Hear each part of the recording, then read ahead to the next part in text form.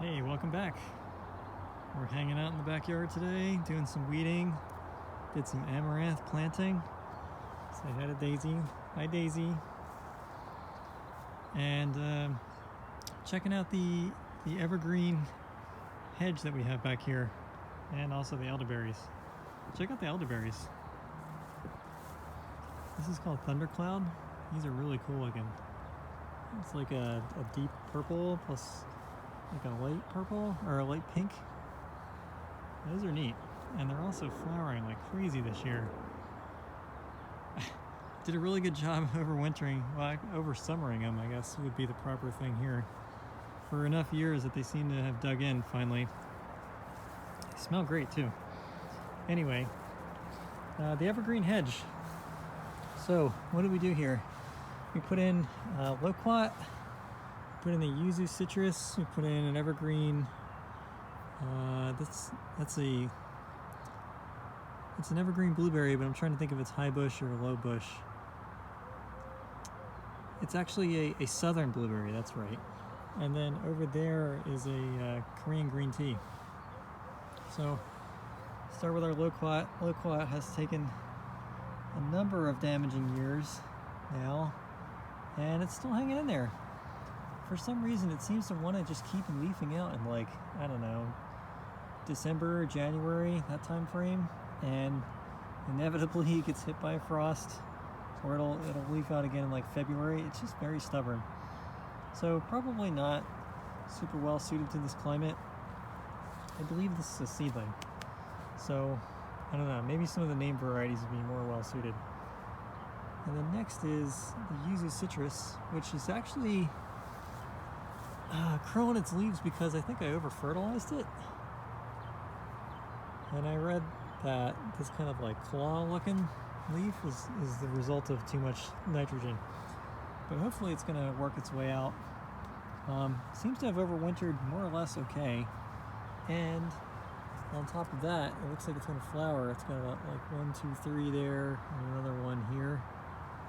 So that's pretty cool. And it's starting to put out a couple new branches here at the end of all the tips. So this is promising, I think. You know, we had a pretty rough winter this year with the La Nina, late frosts. We had frost all the way up to like 45 days after our average last frost. So that can be pretty tough on plants like this that are evergreen and want to get going. But it seems to be fine.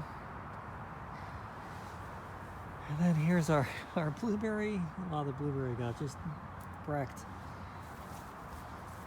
Let's get a little better shot of it over here. There it is. It's it's just barely hanging in there. I hope it makes it. I don't know, maybe this is just not an ideal spot for it. We'll have to see. And with me starting blue tan oaks, the dwarf tan oaks, we might be able to, I mean, if this dies, we might be able to put one of those dwarf tan oaks back here because they're native and they're also evergreen. So that would probably fit in really nicely. And then this is a Korean green tea plant. This is doing pretty good. It's leaning a little bit because there's been like some gophers under there or moles or something kind of digging up.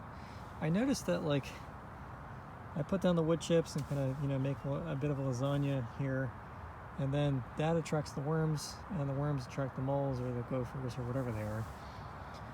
So, and that's potentially problematic because they will, they don't care you have a bush here. They'll dig right under it and then knocks it over.